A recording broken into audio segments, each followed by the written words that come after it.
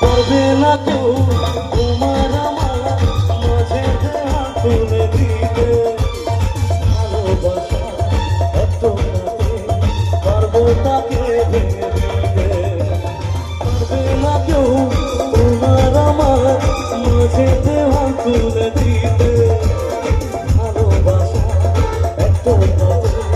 পারবো তাকে ভেঙে দিতে চিরদিন তুমি যে আমার তাই তো পাশে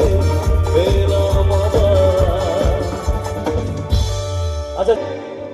পুরুত মশাই মন্ত্র পড়া শুরু করে